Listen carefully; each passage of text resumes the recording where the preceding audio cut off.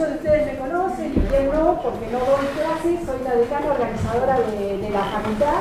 Un poco, soy de responsable desde los inicios. Sí, ya lo puso muy bien, me parece. Y a ver el decano. Simplemente en este momento, bueno, para agradecer las presencias físicas, porque todos ustedes en general tienen esto pensado en otro formato, lo sacamos un poco de ese esquema, pero nos parecía que era interesante que pudieran estar con expertas sobre esta temática. Entonces estuvimos en diálogo también con personas del gremio docente de toda la Universidad Nacional de La Pampa, y después hablamos con la responsable de la cátedra, con Cintia, con la secretaria académica, y nos pareció que tener en primera persona algunas particularidades en lo que hace a la prevención nos va a servir y mucho. Así que, bueno, la idea del encuentro de hoy es compartir esto, y les cuento que también, como hemos hecho en algunos otros seminarios de expertos, como le llamamos nosotros, para quienes no pudieron estar, después dejarlo grabado en el canal de YouTube. Así que si por alguna cuestión ustedes quieren retomar algo que se dijo, o están después estudiando alguna temática más adelante incluso, sepan que Agustina, que pertenece al equipo de la facultad, también va a estar registrando el momento, y en breve lo vamos a tener disponible. No quiero sacarle tiempo a quienes saben, luego Alejandra les hace las presentaciones, y la dejo a Micaela que les cuente un poquito también por qué está el gremio con nosotros. Bueno, gracias también. Bueno, mucho gusto a todos y todas. La verdad les agradezco la presencia y la predisposición para estar hoy acá. La idea de esta charla surge un poco en realidad por una cuestión que es netamente gremial, que es los y las docentes universitarios. Hace poco aprobamos nuestro nuevo régimen de licencia y contamos con 2 días que son exclusivamente para prevención de la salud. Es decir, esa licencia no está. Y los y las aliento a leer el propio reglamento de licencias para estudiantes, donde cuentan también con licencias médicas como para pensarlas en este sentido. Entonces, bueno, estamos en octubre, mes en el que se recuerda y además se trata sobre el cáncer de mama. Entonces, la encuentro así de casualidad en el tercer piso a Yamila. Entonces, lo que podemos armar, me parece que es octubre, que es un buen momento justamente para pensar la prevención de la salud de los y las docentes, pero también para que sea en un marco muchísimo más general. Así que gracias sobre todo a la facultad, gracias a la cátedra, gracias a las profesionales que hoy nos acompañan y nos informan. Será un camino de pensar la salud de una manera mucho más integral y preventiva para tener una universidad con docentes y estudiantes profesionales. Así que, por mi parte, docente con pleno empleo. Ahora en un ratito ya van a ver que voy a salir, pero tengo que ir a la clase nocturno. Así que, bueno, espero que les sea sumamente provechosa. Nuevamente gracias a la facultad, gracias a la presencia de ustedes. Así que nos seguiremos viendo y nos seguimos encontrando. Gracias. Gracias.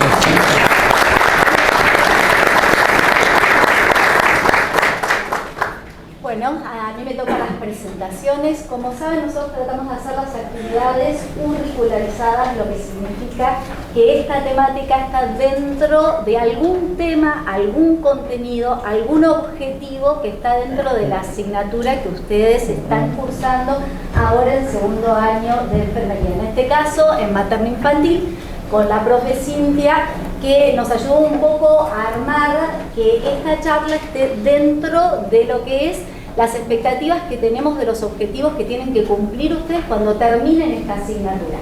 ¿Cuál sería el objetivo? Que de esta charla y de estas profes y docentes que han venido a compartir este espacio con nosotros, ustedes aprendan a hacer prevención del cáncer de mama.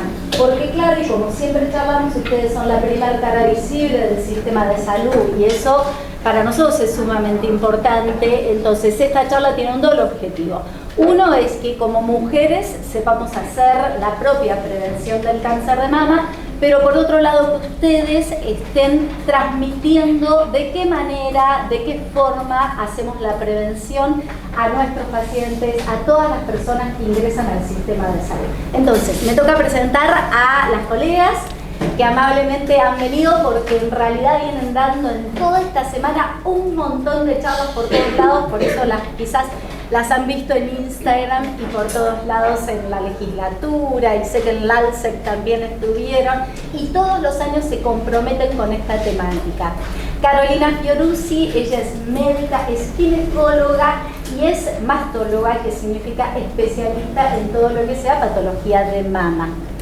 Ana Carolina Vitoloni, ella es médica y además es especialista en diagnóstico por imagen, lo que para este tipo de prevención es fundamental, y ahora vamos a saber por qué. Ellas justamente nos van a contar esto. Así que bueno, muchas gracias por venir, bienvenidas a la facultad, bienvenidas a la carrera de enfermería, y seguramente no va a ser la última vez que las invitemos. Bueno, muchas gracias por la invitación. Cintia, ¿querés decir algo? No, dame la bienvenida. Gracias por la invitación. La verdad que la facultad no es nuestro ámbito donde estamos más, no sé, cómodas, pero es hermoso estar acá. Gracias por escucharnos y queremos que salgan con otra visión, que aprendan un montón acá más.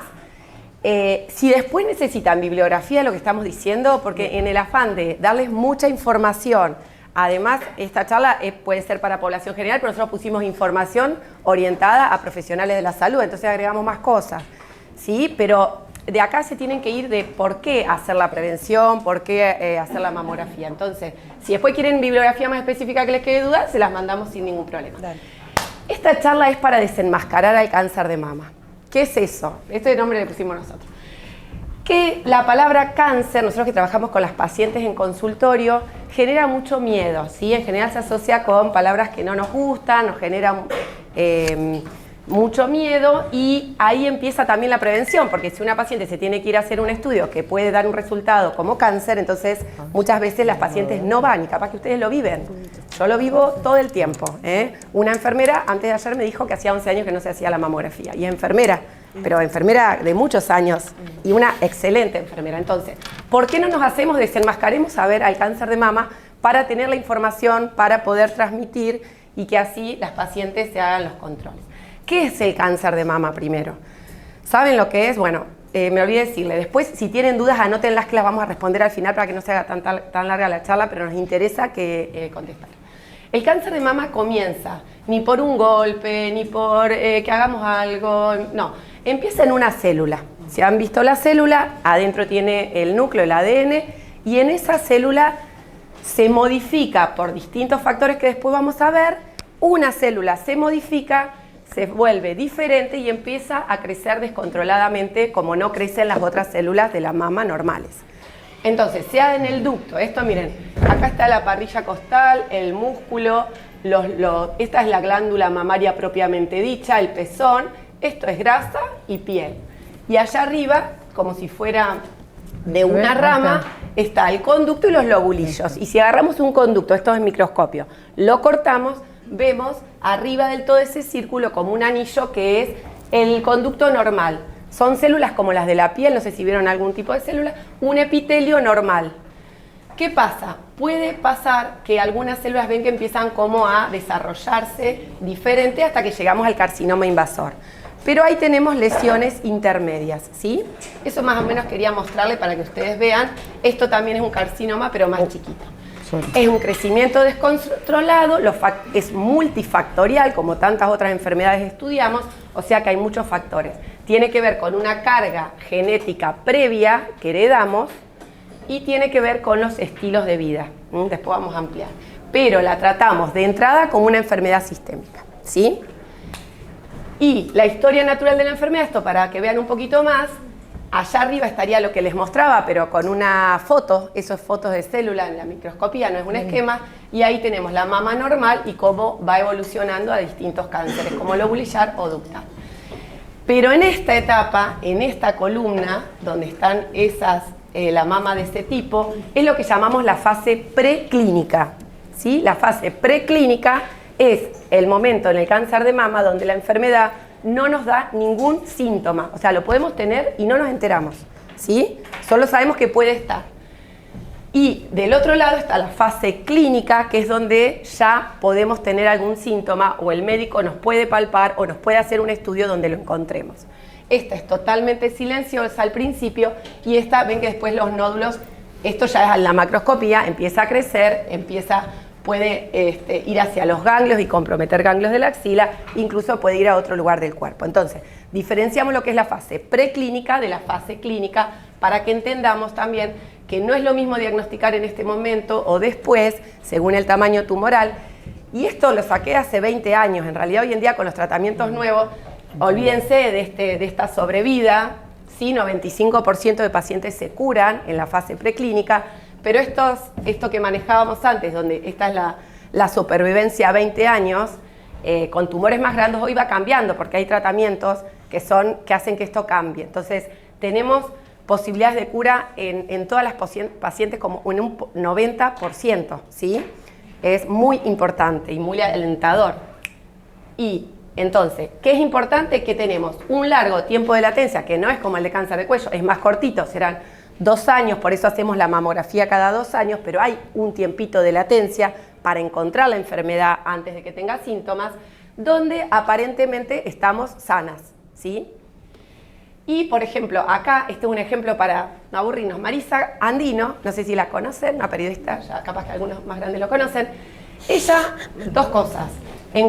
Se hizo la mamografía, así divina como está y siempre estuvo, y encontraron microcalcificaciones, una lesión no palpable, se biopsió, carcinoma, hizo el tratamiento, y es un caso para tener en cuenta que ella fue a hacérselo porque el marido le dijo: Marisa, vos te fuiste a hacer la mamografía, si no, no iba a ir, ¿no? Entonces, el hombre también cumple un rol, y todos cumplimos un rol para esta enfermedad, para recordar a la mujer que tiene que ir a hacerse el control.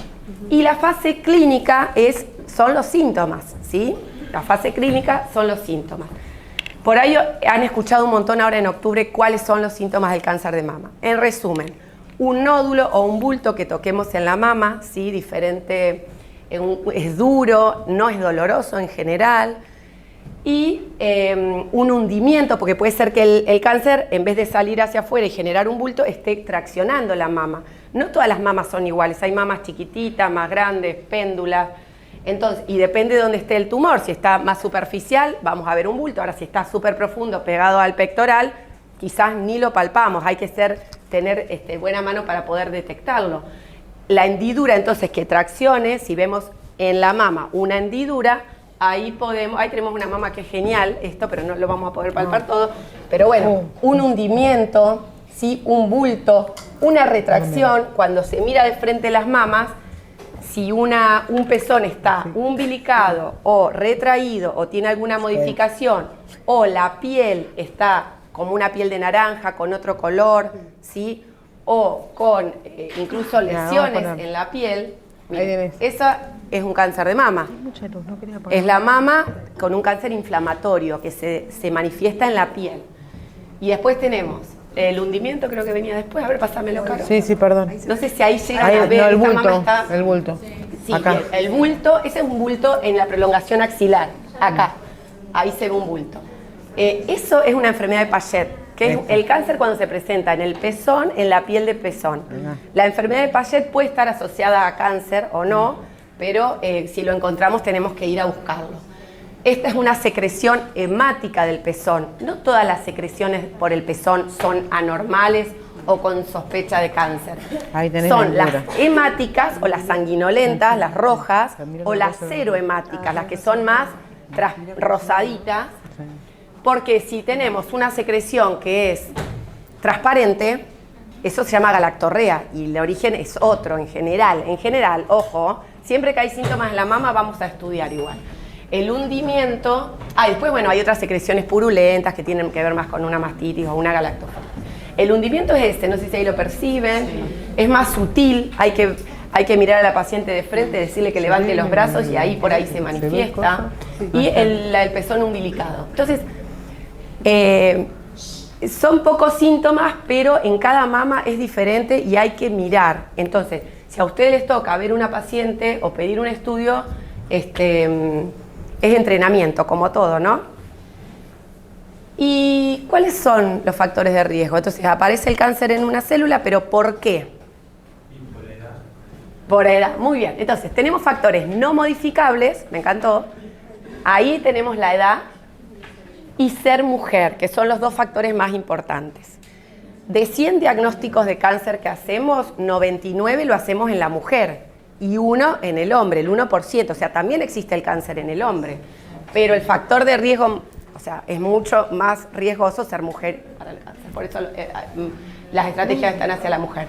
Y acá, la edad, cuanto mayor edad, más riesgo de cáncer, ¿sí?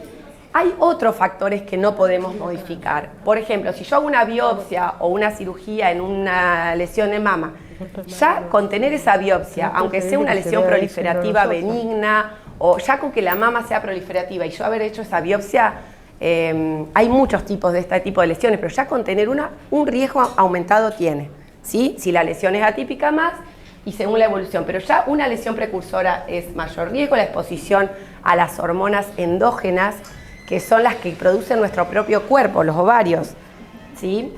Entonces, si una paciente empezó a menstruar a los 9 y siguió menstruando hasta los 52 años, estuvo más expuesta a los hormonas, estrógenos endógenos, que la que empezó a los 14 y tuvo hasta los 40, ¿entienden? Esa es la exposición a las hormonas endógenas, que no la podemos evitar.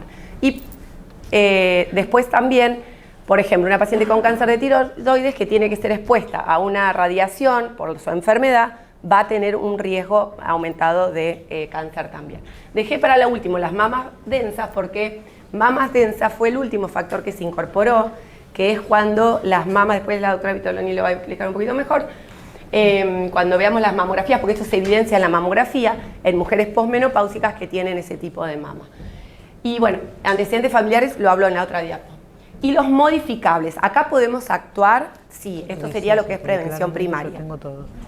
No es lo más importante en cáncer de mama, hacemos hincapié en la prevención secundaria, pero sepan que los factores que podemos modificar y que se cree que son los que aumentan el riesgo, es el tabaco, es factor de riesgo para todos los cánceres, ¿sí? Que conocemos, para todos. El alcohol, el sedentarismo, la señora que está ahí sentada en el sillón mirando tele y comiendo, es el sedentarismo y la alimentación, ¿sí? La comida chatarra, la mala alimentación, ahí podemos un capítulo enorme de alimentación que no voy a entrar en eso, pero bueno, es eso. Y las hormonas exógenas. ¿Anticonceptivos se asocia con aumento del cáncer de mama? No, hay un montón de estudios, no. Y terapia reemplazo hormonal, bueno, ahí hubo estudios en Estados Unidos, donde un estudio muy grande que se hizo poblacional y a partir de ahí, en la década de los 90, ellos le daban a todo, el ginecólogo vos ibas y te daba terapia reemplazo hormonal, a todas las mujeres, porque era la pastillita de mantenerse joven. Se hizo este estudio WI y aumentó el riesgo de cáncer la terapia reemplazo hormonal. No se dio nunca más y ahora no se da a nadie. No, es un equilibrio en realidad. La que lo necesite, porque la terapia reemplazo hormonal, ¿saben lo que es? Es como una pastilla anticonceptiva, es hormona, estrógeno y progestágeno, que vienen como a darnos, cuando la paciente entra en perimenopausia, que bajan los estrógenos y la progesterona, bueno, viene a darnos esas hormonas que estamos necesitando para tratar de evitar esa etapa de tantos cambios en la mujer. Entonces, que después cuando se revisa el estudio en realidad era porque se daba a pacientes de 65 años, porque, o sea, no habían sido seleccionadas, por eso aumentaba el riesgo, pero dándolo en la edad que tiene que ser. En pacientes, por ejemplo, hay pacientes con osteoporosis que necesitamos dar, hay pacientes con enfermedad cardiovascular que tenemos que dar. Hay mujeres que tienen muchos síntomas y la calidad de vida es malísima, entonces también se la tenemos que dar. Entonces, la realidad es que no aumenta el riesgo. Sí, si la paciente ya tiene la enfermedad preclínica, muy chiquitita, que no la conocemos, y le damos hormonas, como el 80% de los cánceres tienen receptores hormonales, haría que el tumor crezca más rápido y se lo estaríamos sacando. Toda paciente con diagnóstico de cáncer le suspendemos los anticonceptivos y toda terapia hormonal que tenga, ¿sí? ¿Se entiende? O sea, sí pero no, y hay que ver caso por caso. Yo no le daría terapia de reemplazo hormonal, o nadie se lo tendría que dar a una paciente que no se hizo la mamografía en el último año. Tiene que ser una paciente controlada, porque sabemos que si justo aparece esa lesión, que es el cáncer el más frecuente, justo en esa edad, y le estamos dando la terapia, la paciente tiene que estar con los síntomas, con los estudios correctos hechos, ¿sí? Y no hay evidencia de que aumente, de que eso afecta a la sobrevida, ¿sí? Que aumente la mortalidad. O sea, podría ser que el tumor crezca un poquito por eso, pero no cambiaría el pronóstico de la paciente. Entonces, no es que no se tiene que dar, ¿sí? No es un cuco, eso igual es del especialista. Lactancia es el factor protector que conocemos, ¿sí? El factor protector. ¿Cuánto de lactancia? Más de 9 meses. Cuando se hacen los estudios comparativos, por lo menos las pacientes que dieron de amamantar más de 9 meses, sea en un hijo o en 2 o en 3, tienen un factor protector versus la que no dio de amamantar, ¿sí? Y los antecedentes familiares, que antes se creía que eran de la rama materna, no, vienen de las dos ramas. Recibimos información genética materna y paterna y de las dos ramas tenemos que indagar. Le quiero contar, esto lo indagamos porque hay un grupo de mujeres y de hombres que son de alto riesgo para cáncer de mama, ¿sí? Entonces tenemos que saber quiénes son. Por eso en el interrogatorio, en la anamnesis, preguntamos, esto tiene que ver con los antecedentes familiares de cáncer, ¿sí? Entonces, ¿es mi abuela que tuvo cáncer a los 90 años el antecedente importante? No, ¿sí? Porque como el cáncer de mama es tan frecuente, casi todos vamos a tener una abuela a los 80 años, que 1 de cada 8 tiene cáncer, y eso no hace no nos dice que tenemos más riesgo de cáncer. Tiene que ser que el antecedente de la mujer o del hombre sea cáncer a edades tempranas, bilateralidad, cáncer en el hombre, puede que se asocie con otros tipos de cáncer, ¿sí? Por ejemplo, de páncreas, melanoma, ¿sí? Tiene que haber más de 2 afectados en la familia y en distintas generaciones. Hay etnias que tienen más riesgo, como los judíos ashkenazi, algunos alemanes y esos que tienen más riesgo. Entonces, ¿qué hacemos cuando sospechamos que algún paciente tiene más riesgo de cáncer? Tiene que hacer el asesoramiento genético, ¿sí? Tiene que hacer Hoy en día en La Pampa se pueden hacer los estudios, ya si el asesoramiento genético surge o si del mismo ginecólogo, mastólogo o oncólogo surge que hay que hacer un test genético para ver si hay mutación genética en ese paciente, hoy en día están disponibles y también en las obras sociales, siempre que esté indicado. ¿Y qué es eso de la mutación? Bueno, es de donde empezó el cáncer. ¿Se acuerdan que les dice que empezaba en el núcleo, en el ADN? Bueno, ese ADN tiene de cada gen 2 copias, de la de mamá y del papá. Si ya una vino mutada de nacimiento, va a ser más rápido, a edades más tempranas vamos a desarrollar el cáncer, porque necesitamos que del gen se muten las 2 para que se desencadene ese desarrollo descontrolado. Ya viene uno mutado, listo, esta paciente es de más riesgo, es más probable que tenga cáncer y a edades más tempranas. Y ahí entonces se le pide el test genético. Por ejemplo, Angelina Jolie fue una de las que más se conoció. Bueno, eso es de factores de riesgo. Cambiemos de tema. ¿Es el cáncer más frecuente? Bueno, vamos a ver, a nivel mundial, por ahí en esta diapo, porque la tasa la tenemos todo de incidencia, ¿no? 42 más o menos, pero miren lo que marcamos. La incidencia y la mortalidad anual por cáncer a nivel mundial, en la estadística el cáncer de mama está arriba, en la cabeza, ¿sí? En las mujeres. La línea azul, la pueden ver, es la incidencia, la cantidad de casos que diagnosticamos. Miren, es por muy lejos el que tiene más incidencia. ¿Y la mortalidad? ¿Qué les parece? ¿Es alta?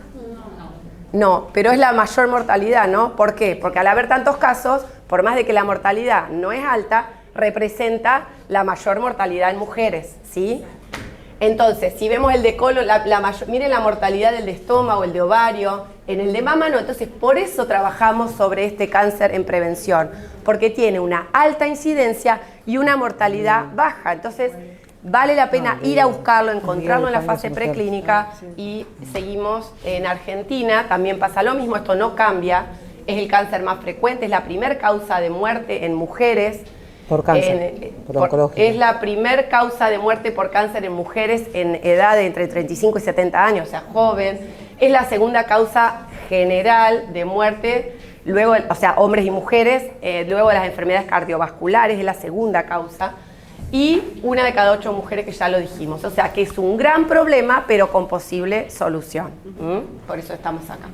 Y en La Pampa tenemos del Quilqueño 2013-2017, pero bueno, es el 33% de los cánceres diagnosticados en las mujeres. Y tenemos mucho por hacer, ¿sí? 200 mujeres al año diagnosticadas por cáncer de mama en la provincia. Y bueno, yo ya voy terminando porque la incidencia está alta, va en aumento en las décadas, que cada década va en aumento. ¿Por qué? Bueno, creemos que es porque diagnosticamos más cáncer desde la era de la mamografía. Empezamos a hacer más mamografías, diagnosticamos los tumores que eran palpables y ahora las lesiones más pequeñitas. Entonces aumentó la incidencia.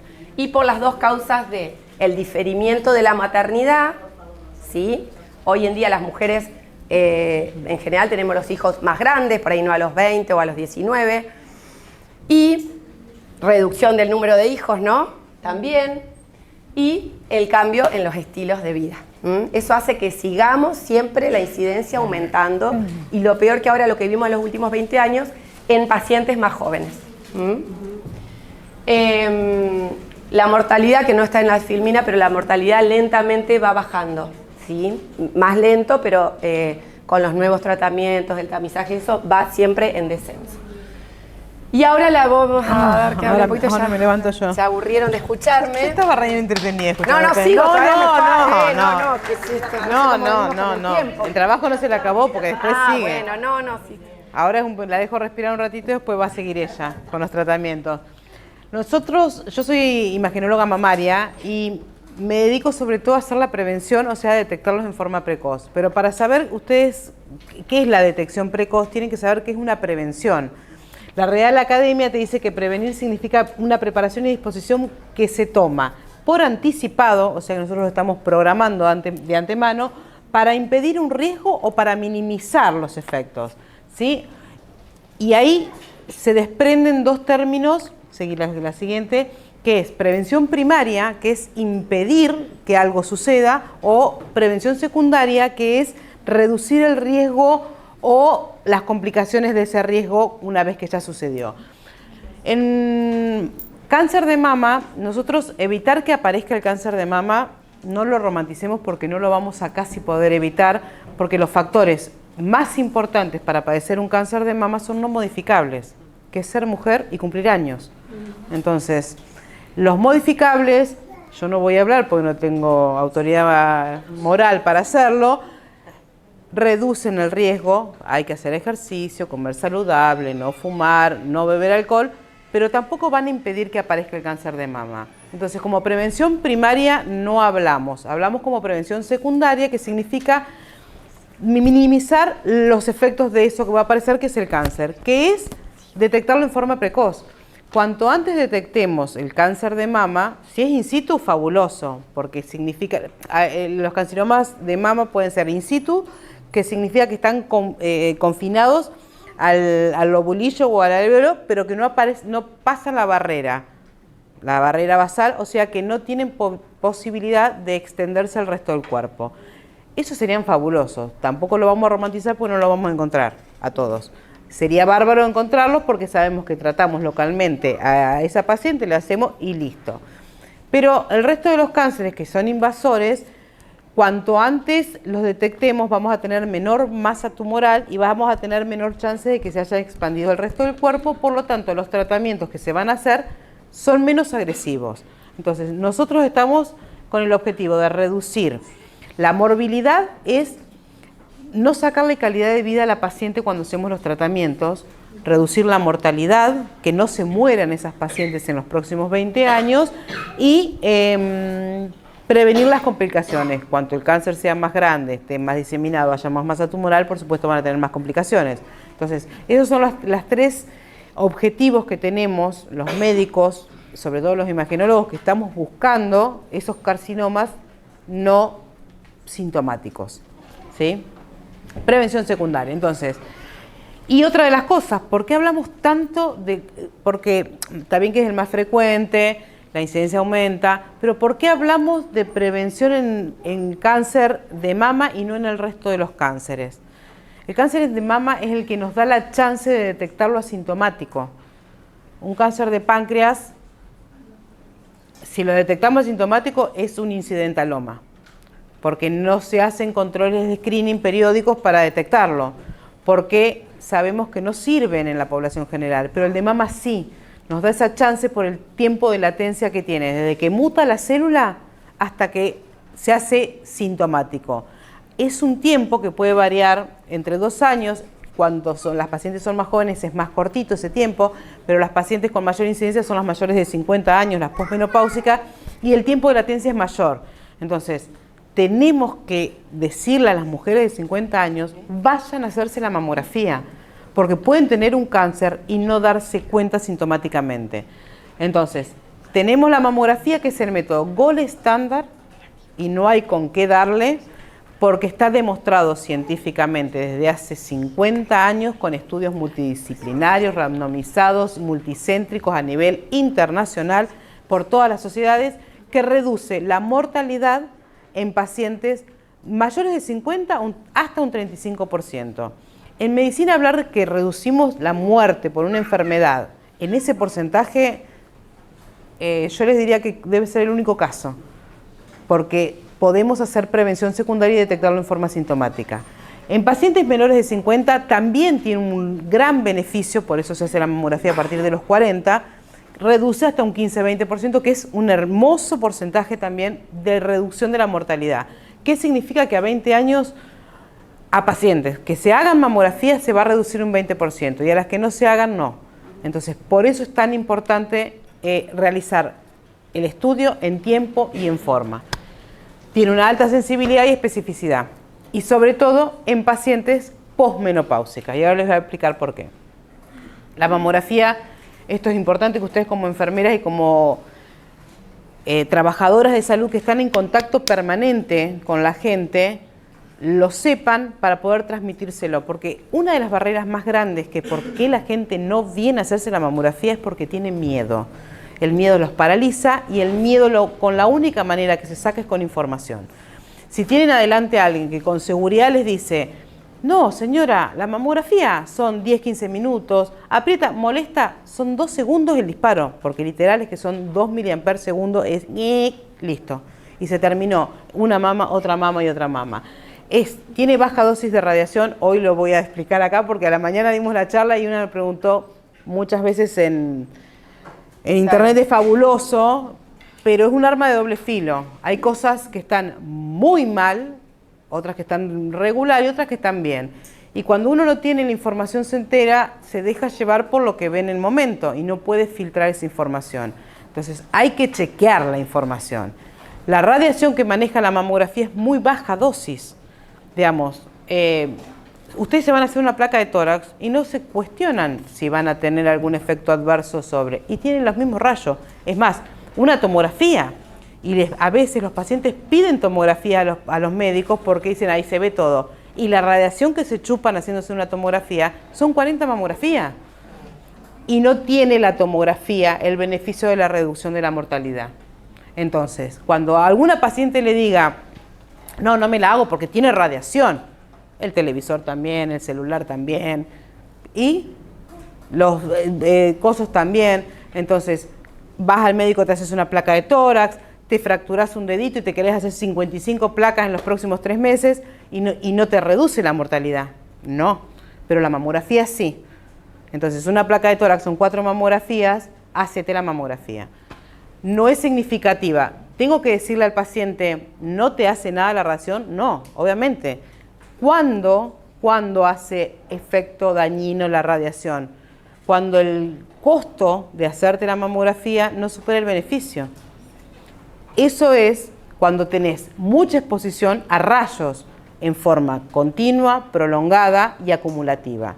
Una mamografía al año a partir de los 40 hasta los 80 no es significativo y está comprobado que no hace nada a la paciente, ¿sí? No le hace ningún efecto adverso de los secundarios que se tienen con radiación. Una preguntita. Sí. ¿La ecografía mamaria? Ahora vamos. Sí, es otro método. Ajá. Pero hablamos de la mamografía porque es el gold estándar, significa que es el método de elección comprobado científicamente que reduce la mortalidad. Y ahora vamos a ver la siguiente. Bueno, ¿qué hacemos cuando tenemos la mamografía hecha? ¿Qué querés? Consultar a su médico, si no me quedo yo sin paciente. Bueno, tienen que ir a retirar el estudio. No, en serio, tienen que ir a retirar el estudio y el resultado llevárselo al médico. Yo he tirado cajas así de pacientes con mamografía. Y si hay un cáncer ahí adentro, ¿qué hacemos? Vayan y le llevan el resultado al médico. ¿Sigo? Sí, dentro de los resultados que podemos tener en la mamografía, a veces en las pacientes, sobre todo con mamas densas y pacientes jóvenes, la mamografía no es concluyente en su clasificación, entonces necesitamos métodos complementarios. Por ejemplo, el primero, caballito de batalla, es la ecografía. No se ha demostrado con ningún estudio que la ecografía por sí sola pueda reducir el riesgo de mortalidad por cáncer de mama, ¿sí?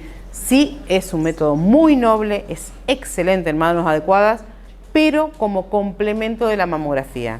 Nunca la va a suplantar. Y es fabuloso para hacer intervencionismo, pero no va a reemplazar la mamografía porque uno de los carcinomas in situ más frecuentes se manifiesta por microcalcificaciones y la ecografía no lo ve.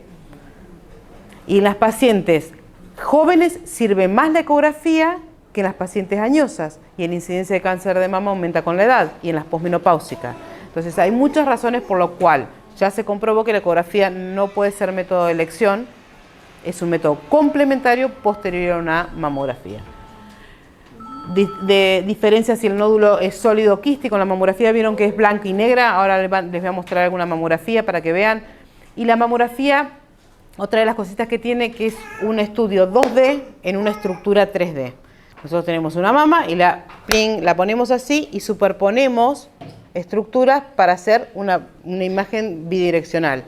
Y es una imagen tridimensional, entonces lo que tenga dentro puede superponerse y se puede ocultar. Entonces en esos casos usamos la ecografía para despejar dudas sobre ciertas imágenes mamográficas, sobre todo en mamas densas. Sí. Entonces no la reemplaza, sí la complementa.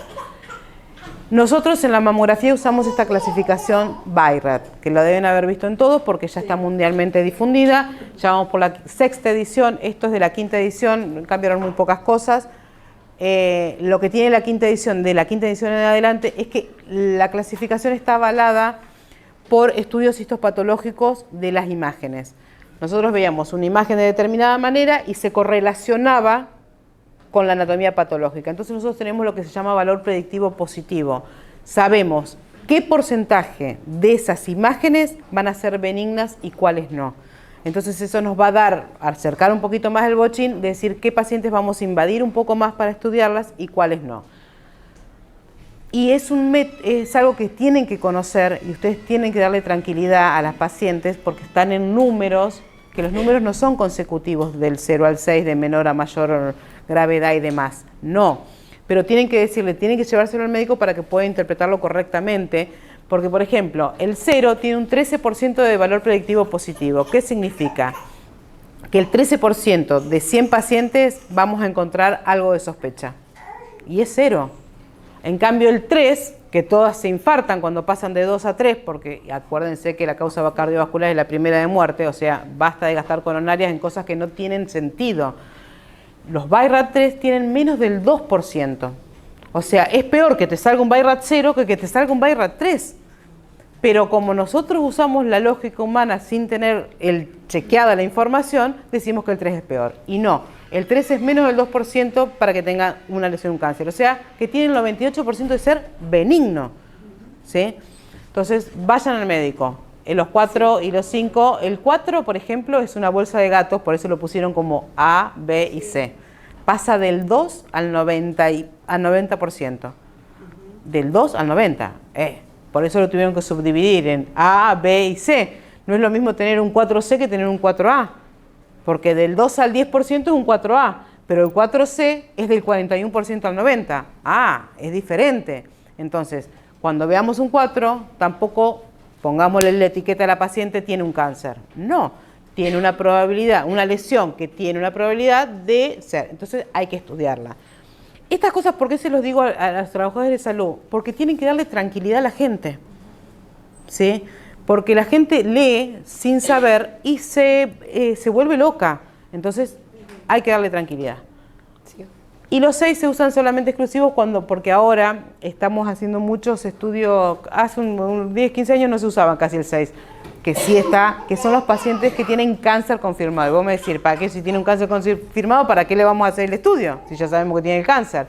Bueno, los tratamientos de hoy en día, muchas veces se hace la terapia sistémica antes que entre el cuchillo en la paciente. Entonces, tenemos que ver la evolución de la imagen desde que empieza hasta que termine el tratamiento. Por eso son los 6. Bien. Y estas son las mamografías, y dentro de las ACR, la clasificación de la densidad es importantísima. Estas son mamas densas, las ven negritas, divinas. Y aquella es una mama grasa, y aquella es una mama densa, bien blanca. Si ahí hay un nódulo de 1 centímetro, yo no lo veo, porque el tejido que está glandular es tan fibroso, tan denso, que me lo oculta. Entonces, en esas pacientes sí hay que hacerle la ecografía. En las mamas C y las D, que son las heterogéneamente densas y extremadamente densas, se recomienda hacer el complemento ecográfico. Claro, aclara que el cáncer se ve blanco. Sí, el cáncer se ve blanco porque es tejido celular. Cuanta más célula tengas y más compactada tenga, los rayos pasan menos. Entonces, si pasan menos, tengo más blanco. Cuando tengo mucha grasa, la grasa vieron que es blandita. Si quieren, después pueden tocar. ¿Qué se vería? ¿El nódulo entonces? ¿De qué? Sí, el cáncer puede ser. Tiene diferentes formas de manifestarse en la imagen. Pueden ser microcalcificaciones, pueden ser distorsiones. Ahora lo pongo en una filmina, le pongo un esquema. Y también puede ser un nódulo. Y hay nódulos que son benignos, pero son diferentes al cáncer. ¿Sigo? Sí. ¿Ves? Entonces, nosotros con el BI-RAD tenemos, no es lo que nos parece a los radiólogos. ¿Por qué lo pongo? Porque no es cada médico con su librito en imagenología mamaria. Está totalmente estructurado la imagen, la descripción y la clasificación por el valor predictivo positivo. Entonces tenemos cuándo es un 1, cuándo es un 2, cuándo es un 3, la forma del nódulo. Ves que, por ejemplo, el BI-RAD5, que es alta sospecha, el nódulo es espiculado, tiene los márgenes espiculados, tiene alta densidad, tiene características que nos hacen decir que es un 5. Pero, por ejemplo, un nódulo allá arriba puede ser, por ejemplo, el ganglio intramamario, que muchas veces también se los confunde con nódulos. Es un nódulo que tiene una densidad menor porque adentro tiene grasa, el hilo graso donde van los vasos. Entonces es un nódulo que tiene los márgenes bien circunscriptos, tiene baja densidad. Viste que los lunares también, los lunares se ven perfecto en la mamografía.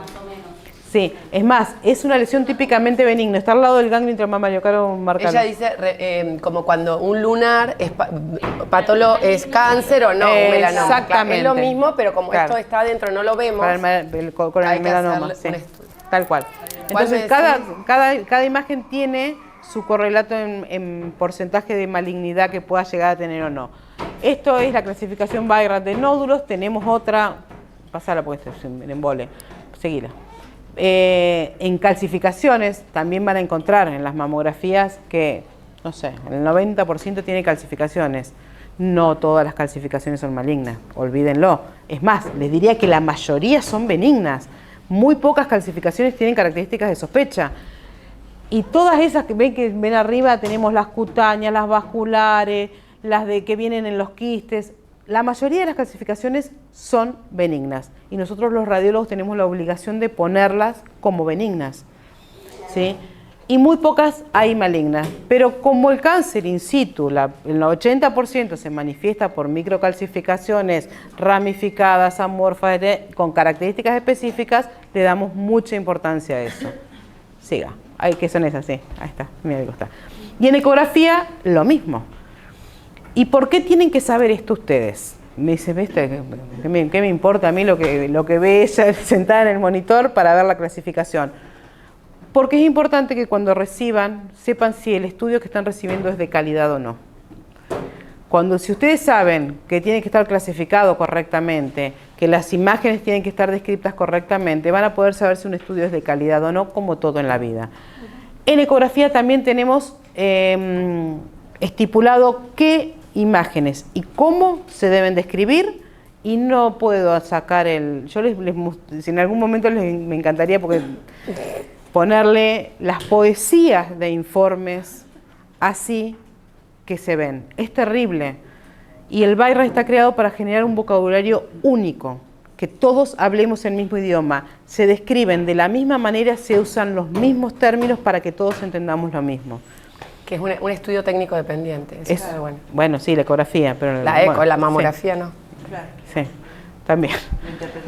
Bueno, y el orden jerárquico, por eso les decía que el BI-RAD no es de menor a mayor de 0 a 6. No, ojo. El 1 y el 2, cuando les aparece una mamografía BI-RAD 1 y 2, hay 0 probabilidad de que tenga cáncer esa paciente. 0. ¿Sí? El 3, menos del 2%, o sea, el 98% son benignos. Si yo te pongo que una imagen es BI-RAD 3, tenés del 98% que sea benigno. ¿Y por qué te hago el control a 6 meses? Porque yo sé que en 6 meses no te va a cambiar ni el pronóstico ni la sobrevida. Entonces, si hay una modificación, ¿y por qué no lo hago en 3? Por favor, no se hagan ni en 3, ni en 4, ni en 2, porque no me da el tiempo suficiente para ver una modificación en la imagen. El control es 6 meses y no antes. Y no hay tu tía. Está escrito, es así. Ay, tengo miedo, anda a la psicóloga. Charla con una amiga, tomate un fernet, pero no te hagas un estudio fuera de tiempo, porque los estudios fuera de tiempo y mal hechos, lo único que traen es embarrar la cancha y generar más preocupación. 4 y 5, ven que el 4 tiene entre el 2 y el 95, y el 5 sí es un alto valor predictivo. ¿Por qué? Porque se asocian más de 2 imágenes. Si yo veo un nódulo y una adenopatía, un nódulo y microcalcificaciones, un nódulo y retracción de la piel, ya me aumenta mucho el riesgo. Sigamos. Entonces, una vez que vemos la imagen, ¿qué hacemos con la imagen? No se la mandamos a cuchillo a la doctora. Eso lo hacíamos hace 20 años. Ahora, ¿qué se hace? Se punza. ¿Por qué? Cáncer de mama es una bolsa de gatos donde hay muchos tipos de cáncer, como si fuesen muchas enfermedades, que se tratan cada día más personalizado.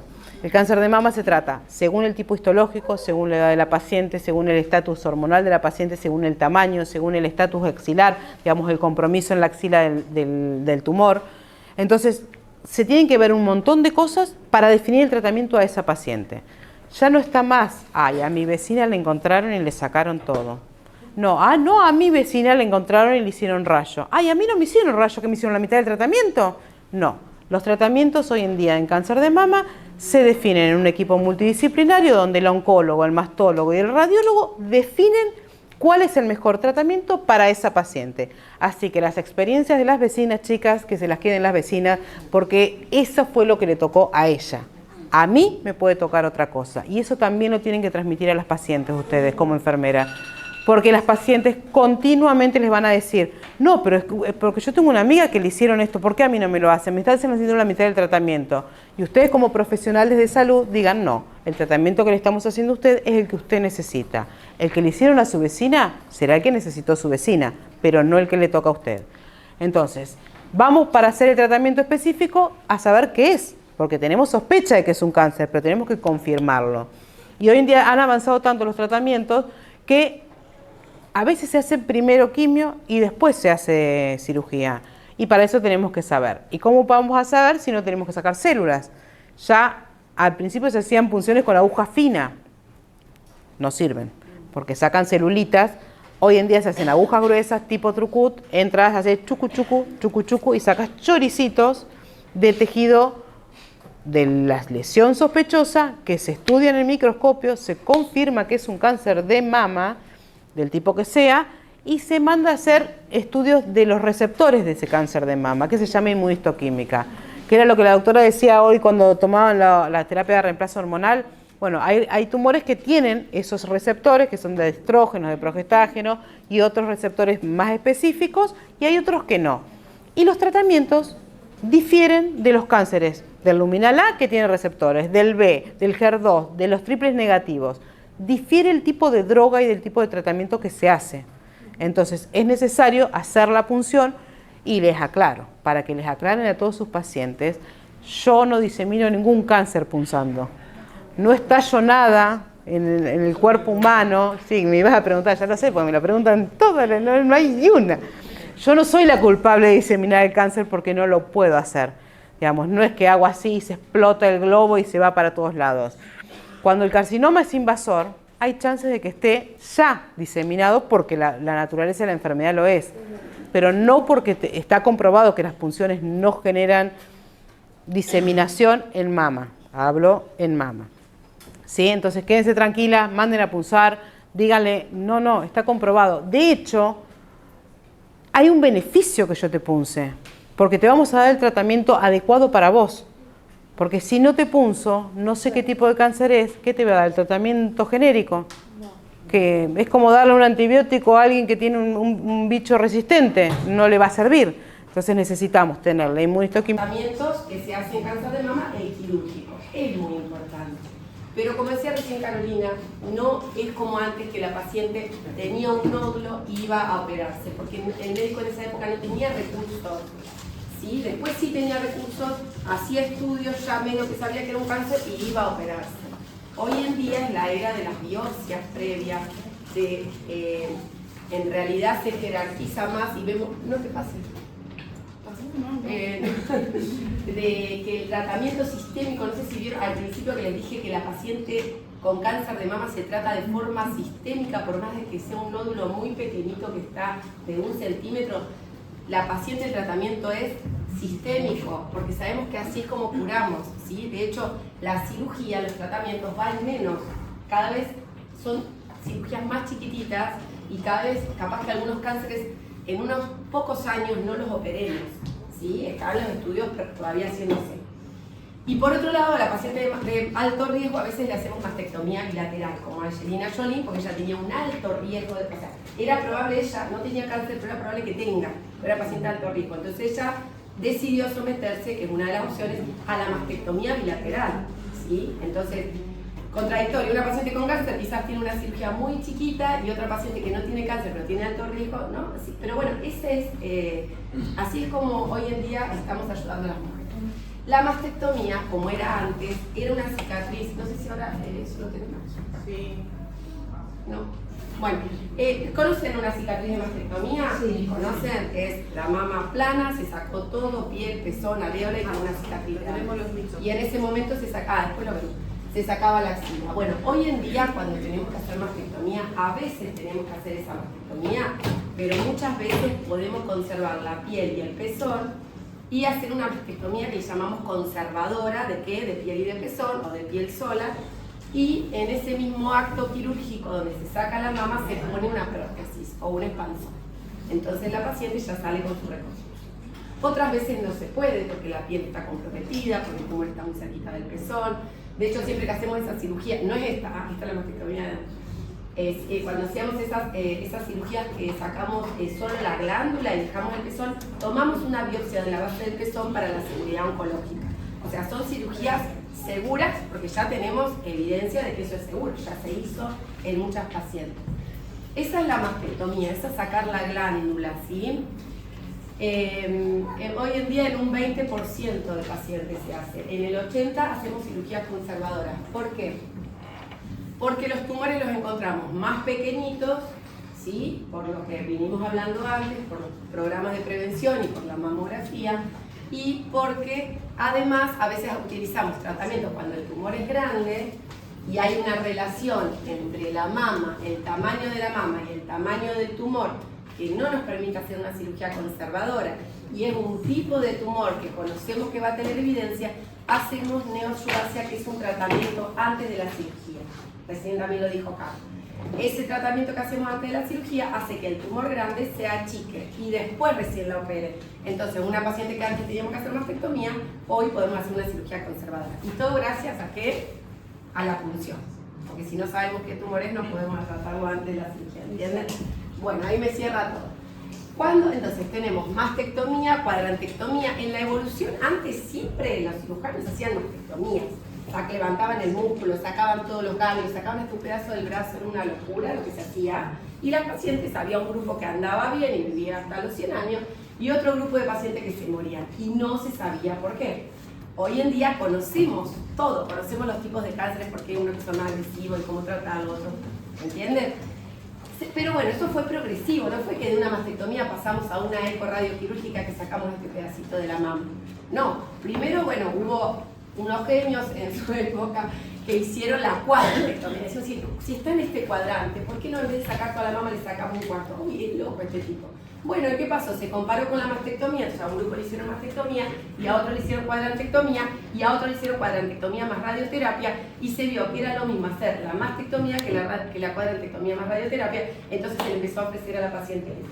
Y después la nodulectomía, solo sacar el nódulo con un margencito. Y hoy en día las de RQ, que son biopsias guiadas por o por mamografía, porque como el nódulo no lo tocamos, como yo como cirujana voy a ir a sacar, ¿qué voy a ir a sacar si no lo toco? Entonces, los imagenólogos, radiólogos, lo que hacen es colocarme una marquita para el cirujano ir y sacar ese pedacito de la mama. Entonces, esa es la evolución de la cirugía en cáncer de mama. Y es importante las premisas en el tratamiento conservador, no sé si alguna vez vieron una mama como con una retracción, no me gusta poner fotos feas, pero la realidad es que la mama tiene que quedar con forma de mama y con un tamaño parecido a la otra.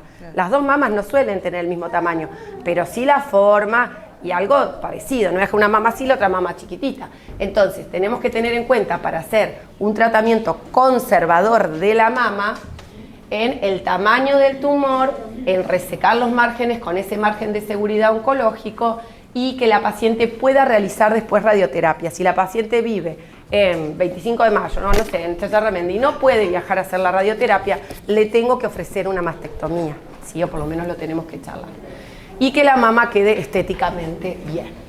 Así que técnicas de cirugía conservadora, se hace la marcación, miren, acá hay una marquita que dejamos cuando hacemos la neoadjuvancia, o sea, el tumor, se le pone una marquita. La paciente se somete a la quimioterapia. El tumor se achicó tanto que desapareció, porque ese tipo de tumor con ese tratamiento tenía muy buena respuesta. Desapareció el tumor y yo tengo que ir a sacar esta marquita. Entonces la paciente, en el momento antes de la cirugía, se va a que le coloquen este arpón. Este arpón, eso se colocó recién. Con ese arpón puesto, la paciente va al quirófano, entra y yo le saco ese pedacito de la mama con el arpón, lo pongo en el mamógrafo, ahí me lo pone el mamógrafo, me manda, yo operando, me la muestran y ahí confirmo que ya saqué lo que tenía que sacar.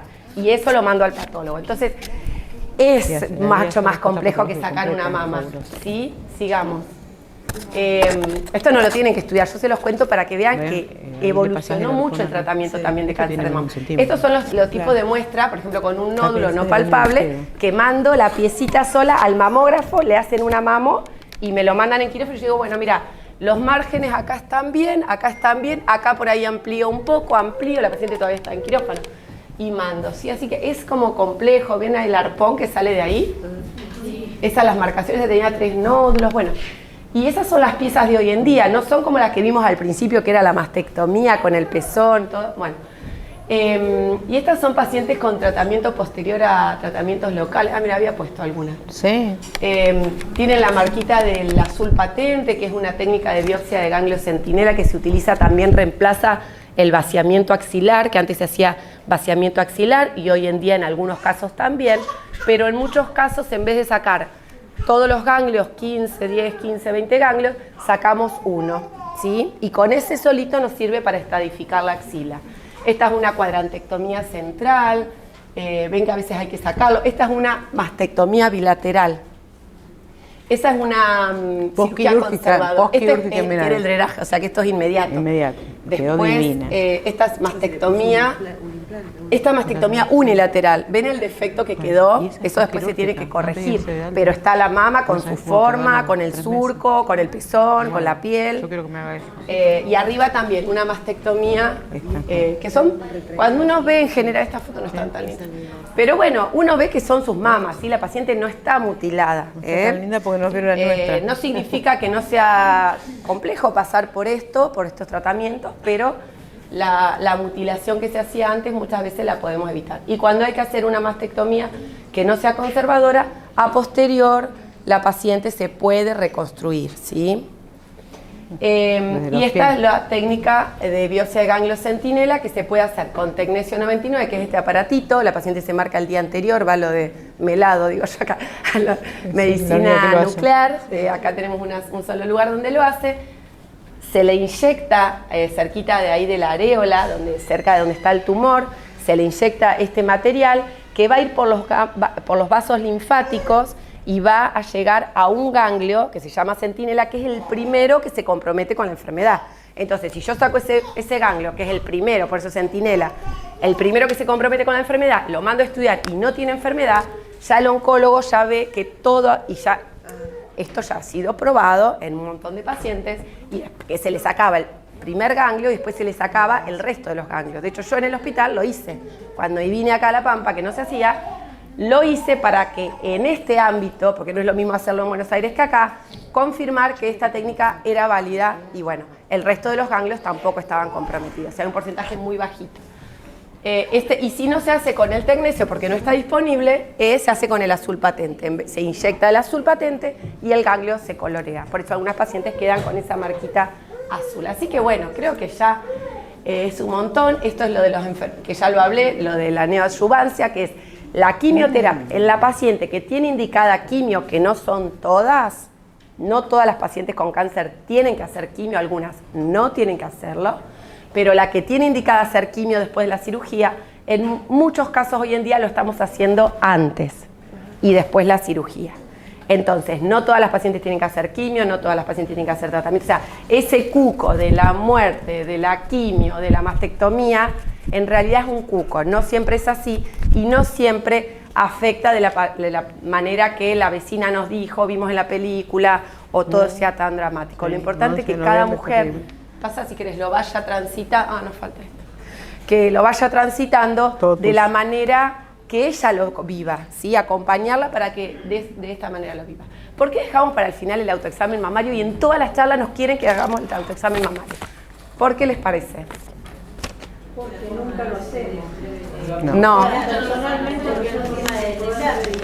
Sí, porque no reduce la mortalidad por cáncer de mama, como la mamografía, no reduce la mortalidad. Entonces, no es que está mal hacerlo, mire que nosotros ponemos, ayuda a conocer nuestro cuerpo, nos empodera, estamos cuidando nuestro cuerpo. Está bien, porque si yo tengo que detectar un síntoma y no me conozco, ¿cómo voy a saber si eso es un nódulo diferente a un nódulo que puedo tener premenstrual, donde tocamos la mama y no tocamos un nódulo? Por ahí las mujeres me lo pueden entender mejor, pero es así. La mama va cambiando durante el mes, entonces tenemos que conocernos para cuando aparezca un cáncer o si aparece, o otro tipo de lesión, pero que nos alerte, ir a consultar. Ahora, no se evidenció que reduzca la mortalidad por cáncer de mama, entonces a veces da una falsa tranquilidad. A veces la paciente me dice, yo no tengo antecedentes familiares, yo no tengo síntomas y yo me hago el autoexamen todos los meses, todos los días y no me toco nada, entonces no me voy a hacer la mamografía. Y ahí ese es el grave error, que en realidad el autoexamen mamario no reemplaza, no es suficiente, ¿sí? Y si quieren lo explicamos súper rápido, que habría que hacerlo una vez por mes después de la menstruación si la mujer es joven, porque la mama al premenstruo está muy inflamada. Y bueno, nos miramos al espejo, primero es la inspección, nos miramos, podemos levantar los brazos, poner las manos así y ver, ¿qué vamos a ver? El pezón, la areola, el contorno, ¿sí? Los contornos, levantamos los brazos, ver si hay algún hundimiento, lo que hablamos de los síntomas. Y después, eso es más fácil así frente al espejo y también así parada, la axila, ¿sí? Bultos en la axila también son signos de sospecha, ¿sí? Porque a veces hay ganglios que se llaman ocultos, que hoy no son tan ocultos porque lo podemos encontrar en estos estudios que tenemos, pero que lo primero sintomático es el ganglio, o sea, es la metástasis en el ganglio. Entonces se palpa un ganglio, que puede ser también por otra cosa, pero hay que consultar. Entonces, palpamos los ganglios, y después quizás es mejor acostado, donde, yo lo pongo así para que lo vean, tenemos que ir palpando, ¿sí? Con esta parte de los dedos, ¿sí? Las yemitas, toda la mama puede ser circular, depende de lo que a mí me quede más cómodo, rápido, cuando lo empiezo a hacer después ya lo encuentro, circular, o si no podemos ir de afuera hacia adentro, ¿sí? o de adentro hacia afuera de forma radiada. Lo que pueden hacer, usar como si fuese un reloj y para no perder ningún lugar de la mama de palpar, y empiezan por hora 12 desde afuera hacia el pezón, en hora 1 de 12 hasta el pezón. Entonces así se van haciendo como metódicamente una palpación y no se pierden ningún sector de la mama sin palpar, porque a veces empezás así, decís, ay, acá no palpé, acá no palpé. Entonces si vos seguís las agujas del reloj y la ves como si fuese un reloj a la mama, es fantástico. Y esto se puede evitar. Hay mujeres que no se tocan así todo, por ahí las chicas más jóvenes están más acostumbradas, pero por ahí le dicen a su mamá, a su abuela, dicen, no, a mí esto me da impresión.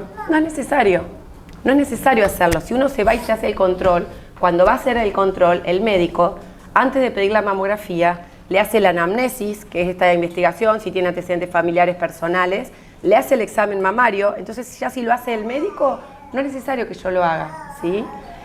Eso una vez por año. Y después, y de entre un año y el otro, cuando aparece un nódulo haciendo así, bañándome, boca abajo, eso es lo que está descrito en los libros. Que uno lo encuentre sin necesidad del autoexamen, ¿sí? El autoexamen, ya les digo, se hace, puede hacer, no decimos que no, simplemente que no genere una falsa tranquilidad, porque la reducción de la mortalidad se da por la mamografía, ¿sí? Y uno puede encontrar nódulos, pero el médico en el examen que le hace en la consulta va a encontrar nódulos más pequeños, ¿sí? Porque es el hábito de palparlo, de tocar lo que es positivo. Uno, como paciente, nunca tocó un cáncer en general. En cambio, el médico sí, ya tocó muchas mamas que no son cáncer, muchos quistes, muchos nódulos benignos. Entonces, por más de que la sensibilidad no es tan alta como un estudio de mamografía, va a ser mejor que el que uno se haga, ¿sí? Lo único que tiene bueno uno es que conoce su cuerpo, ¿m? Pero el mejor examen mamario lo hace el profesional, ¿m? Entonces, ¿lo hacemos o no lo hacemos? Lo hagamos, sí. ¿A qué edad empieza a hacer el estudio de SOE o hay, no sé qué, antes de los 25, después de los 25? Bien, ¿el control? Sí. Bien, el control lo haces cuando vas a tu ginecólogo. Viste que vos empezás a ir al ginecólogo en general, se recomienda, sí, antes de los 20, y para la anticoncepción, para hacer también prevención del cáncer de cuello con el PAP. Y ahí la recomendación es que a los 25 años, para cáncer de mama nomás, ¿sí? A los 25 años, el médico en el consultorio haga lo que es una valoración de riesgo, ¿sí? Vieron que les dije que hay muchos factores, y yo como sé, yo no lo tengo que saber, esto es para los médicos o los profesionales de la salud. Entonces, si una primera consulta a partir de los 25, ya le decís los antecedentes familiares que tenés, ya le decís todo, ver qué tipo de mama, ver cuándo empezaste a menstruar. Y bueno, y ahí, si es necesario, ir a una genetista, un asesoramiento genético, o ya ahí el médico te va a ir diciendo. ¿Te referías a ese control? ¿O a los estudios? Si el riesgo que el médico detecta en el consultorio es un riesgo general, no es necesario que te hagas ningún estudio de imágenes, esto digo yo de imágenes, ningún estudio de imagen adicional más allá del interrogatorio y el examen que te haga el médico. Si llegás a tener a los 25 años algún bulto que vos que palpes, de inicio a veces tampoco es necesario hacerle ningún estudio. Hay que esperar que menstrues y hagas un post o dos postmenstruos. Si persiste la palpación o vos ves que es diferente al resto de la mama o tenés algún otro síntoma, sí se puede pedir algún estudio complementario. Pero siempre consultar ante el paciente ante la persona que tiene síntomas de los que hablamos, hay que consultar. Exactamente, con ¿sí? síntomas. Consultar. Si vos sos de riesgo regular, no tenés síntomas, no es necesario estudios de tamizaje en pacientes jóvenes. Recién a partir de los 40 está recomendado por la Sociedad Argentina de Mastología. Puede ir a los 25. Sí, sin síntomas. A partir de los 40, una por año, hasta los 70, 75, cada vez se extiende más porque la expectativa de vida es cada vez mayor, entonces se extiende un poquito más, es una por año a partir de los 40. En términos generales de riesgo regular, cada paciente, como cada cáncer de mama, es un mundo. Hay muchos médicos, también se puede hacer una a los 35, como tener de base para ver qué tipo de glándula y reemplazo graso tenés, y decir, bueno, esta paciente a los 35 con este estado hormonal tenía este tipo de mama característica, y después a partir de los 40, de 35 a 40 no te hagas más. Eso 35 también hay. a 40, No se No hagan es de los 35, 36, 37. Esa de los 35 es como tener una de base para comparar después a los 40, porque siempre la mamografía la comparamos con las anteriores. Pero bueno, hay veces que se pide a los 35 y ya se pide, pero no, es a partir de los 40 la evidencia, ¿sí? A partir de los 40 la mama. Yo lo que puedo decir, perdón que Sí. yo fui en remisión de un tumor hace 3 años y medio. Lo que ustedes decían, primero que nosotros somos muy malos pacientes, los que trabajamos en salud. Yo hacía 3 años que no iba al ginecólogo y me encontré el tumor yo en casa, bañándome, porque tampoco me tocaba las mamas, que ven que me hicieron una cirugía conservadora. Lo que sí, como ellas dicen, es que como cuando estás embarazada, viste que te dice sí, porque hubo el parto, porque hubo esto, porque el chico, porque esto, porque va a ser... No, cada uno tiene que vivir el proceso como le toca. No escuchar que al otro le hicieron rayos, como decían ustedes, ni al otro le hicieron quimio, ni al otro. Cada uno tiene que seguir ese proceso. Cuando yo me enteré, por supuesto no es nada agradable, lo primero que le dije, estaba justo mi madre y mi hermana, le digo, tengo un tumor. Entonces me miraron diciéndome, ¿estás loca? No, sí, porque me toqué la mama, así ya sabes. Entonces vine, le dije a un profesional médico amigo y me fui a un ginecólogo también. A ver, entonces me hicieron todos los estudios, me hicieron mamografía, porque justo me tocó en pandemia. Yo hacía 2 años que no me había hecho más mamografía.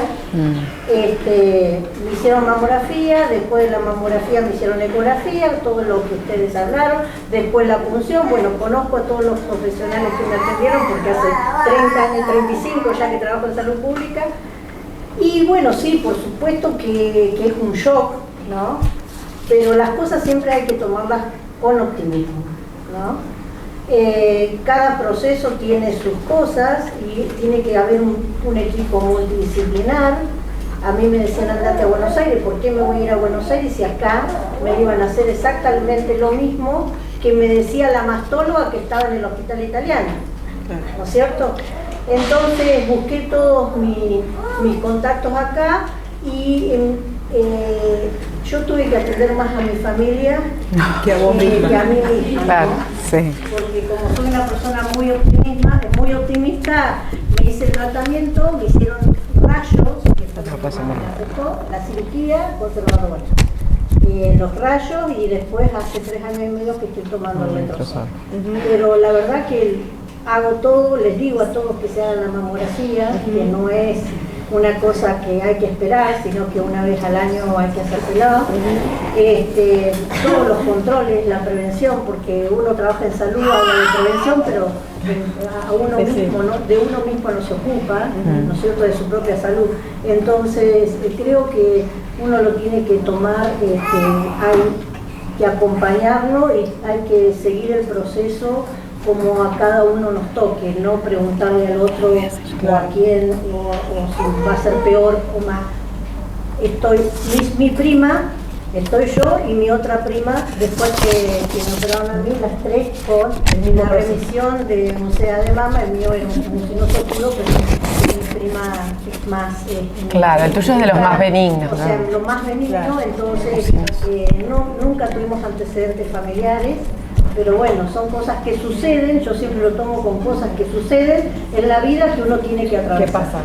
Tal cual. Claudia, sí, la verdad que yo lo digo así porque si bien vine a esta charla porque bueno, me motivó también, pero para contarles que uno tiene que seguir la vida, seguir trabajando y seguir haciendo cosas y bueno, y cada vez que uno tiene una enfermedad es de uno, es propia de uno, no es del otro. Entonces uno tiene que ser autosuficiente, tiene que tener autonomía y el médico, el equipo que siempre te está acompañando. Entonces, durante todos estos años yo la verdad que me sentí bien acompañada. Yo te agradezco, Claudia, que hayas contado, porque no es fácil para una paciente que tiene cáncer contarlo. Parece que es una cosita, la vemos tan bien, que parece que esto es muy simple y no es tan fácil, así que te agradezco que lo hayas contado. Y yo te digo, ya que me sale decirte, Claudia, vos estás curada. O sea, lo tuyo no está en remisión, porque los oncólogos también... No, vos ya tuviste una enfermedad, ya hiciste los tratamientos y estás curada. Esto no es una autoinmune, una diabetes, hipertensión, una enfermedad crónica. Es una enfermedad aguda y te curaste. O sea, estás en el 95% de las pacientes que se curan. ¿Mm? Lo que pasa es que hay que seguir haciendo seguimientos y verlo al oncólogo, que eso es lo que a veces... Pero eso no significa, claro, porque vos ahora pasarías a ser una paciente con un poco más de riesgo, porque tu antecedente personal, Claudia, tu antecedente personal, tuviste cáncer de mama, tuviste. Entonces, como tuviste cáncer de mama, tenés un poco más de riesgo. Yo solo tengo que agregar en los factores de riesgo.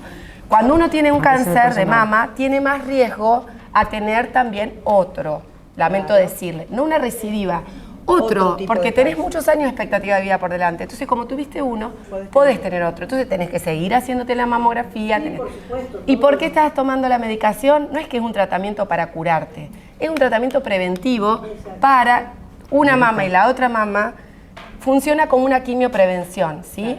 Entonces, es algo preventivo para evitar, como sabemos que tenés más riesgo, que a futuro tengas otro cáncer. Entonces, tu oncólogo, cuando cumpla los 5 años, lamento decirte que quizás te dice, tenés 5 años más, seguimos 5 años más con... Yo tenía 56 cuando... Ah, ¿y cuánto hace que estás tomando? Hace 3 años. 3 años y medio. Ah, bueno, ¿y cuánto te dijo?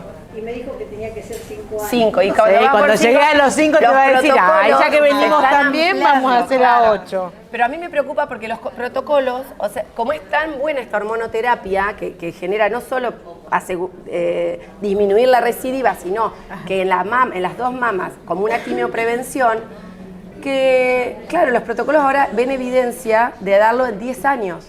Pero la paciente tiene que ir por 10 años al oncólogo a que le dé la medicación y la paciente sigue pensando que tiene cáncer. Y el cáncer ya no lo tenés. Por eso estás bien y por eso tenés que seguir tu vida normal. Igual agradecer que los oncólogos fueron variando en Santa Rosa y va a estar muchísimo mejor. Yo, la verdad que sí, porque a mí me... Más jóvenes, el equipo que a mí me más lindo. Claro, sí. ¿Quién el otro? Para mí todos fueron maravillosos porque por supuesto me siguen acompañando y el oncólogo también me dice, bueno, no, los estudios los vamos a hacer. Lo digo en chiste, pero es así. Lo más importante es el optimismo, la energía que uno tiene que tener. Sí. Y también tiene que agarrarse de un montón de terapias alternativas, del psicólogo. Yo lo primero que hice, porque no es nada agradable, imagínense, que yo le dije a Molina, ay, por favor, viste que yo te conozco, decímelo, viste, entonces esas cosas fui a buscar el equivocadas, estudio, lo busqué yo y lo leí yo. Mal. Entonces, está bien, no importa, pero yo lo primero que hice es buscar un equipo de psicólogos, psiquiatras, o sea, todo un equipo interdisciplinario para que te apoyara. Para poder encarar esta situación y la verdad que yo por hoy les puedo decir, primero que soy muy feliz y segundo que sigo con el tratamiento, pero es como que... Fue algo que ya pasó. Ale, ¿vos querías decir? A mí me gustaría, bueno, primero agradecerles que la charla estuvo divina y después... No está saliendo esto, por ahí acércate con el micrófono. Ah, perfecto. Tomá el mío. En realidad yo quería un poco que nos agreguen, ya mucho hablaron, quería algunos tips que dieron, me parecen re importante esto de que el 95% se cura, esto es re importante. Otra de las cosas que me parece que hay que rescatar es, y que quería que ustedes rescaten, es cuál sería el rol de enfermería frente a la prevención del cáncer de mama, según ustedes, que son las especialistas.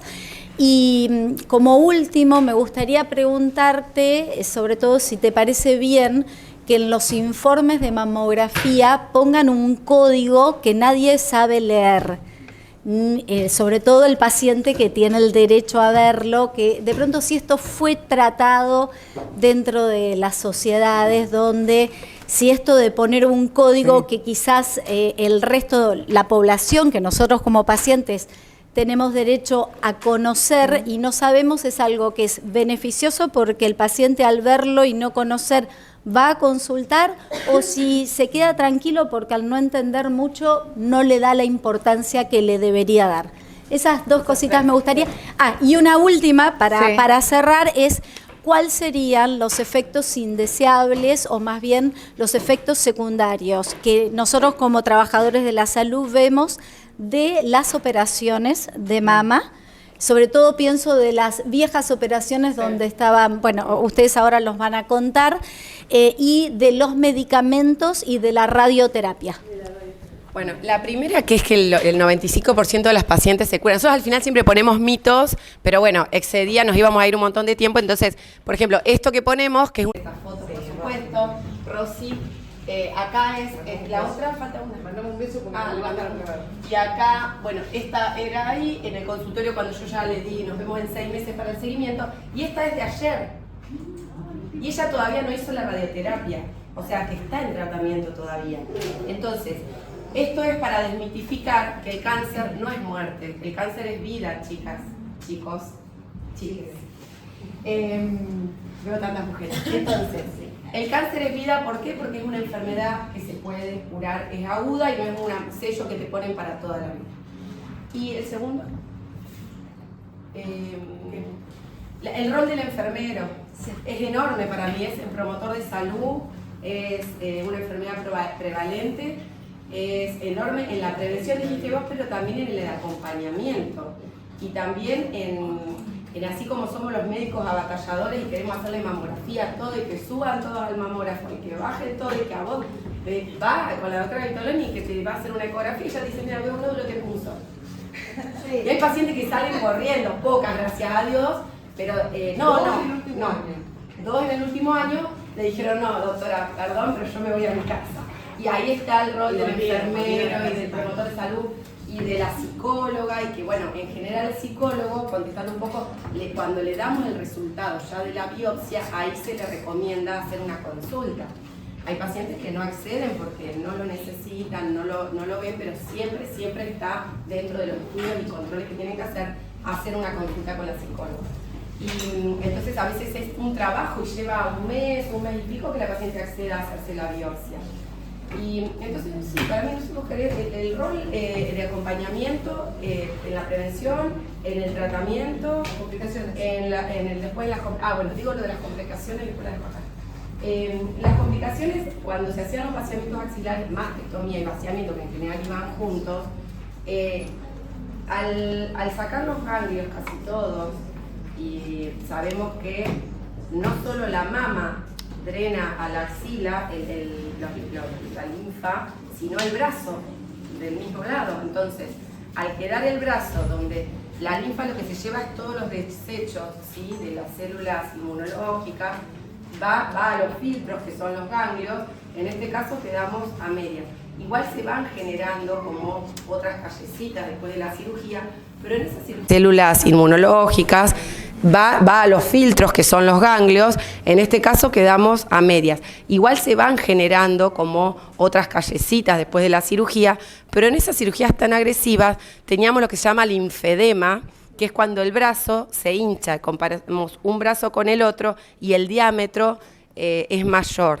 Eso era una complicación que se daba entre un 10 y un 80%. También era muy variable en qué paciente se presentaba, porque dependía también el cirujano que la operó y la agresividad de la cirugía. Entonces no se sabía mucho, pero sí que hemos visto muchas pacientes con linfedema. Yo en mi formación, donde se venían haciendo muchas de estas tratamientos previos, y todavía alguna vemos, porque la paciente claramente se curó, ¿no? Entonces, con el tiempo generaba este linfedema, que es bastante difícil de tratar, ¿sí? Se le da drenaje linfático, incluso con los ganglios centinela, muchas veces yo les doy para que hagan el linfático, drenaje linfático, y poder tratar de prevenir esa complicación que es muy difícil.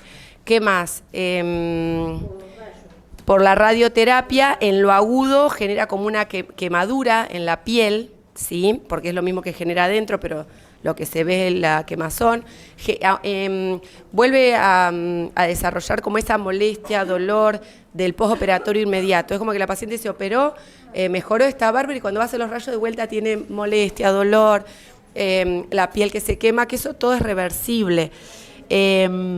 Porque antes de comenzar con la radioterapia sí, siempre se le hace una radioterapia. Se afecta también a lo que es parte pulmonar y el corazón, ¿no? Depende de qué lateralidad es. Entonces, tiene que entrar con una función cardiológica normal o cardíaca normal para que se pueda someter a este tratamiento, lo mismo que en la quimioterapia, ¿sí? Hay drogas que necesitamos o que están contraindicadas en una paciente que no tiene una fracción de eyección mayor a 50. Bueno, eso lo ve más el oncólogo, pero sí genera los rayos algo irreversible que quizás no se ve tanto o no se manifiesta tanto hasta que la paciente por ahí después tiene un infarto. Igualmente las complicaciones son como los tratamientos de cáncer de mama, como las pacientes y como los tipos de cáncer de mama que hay.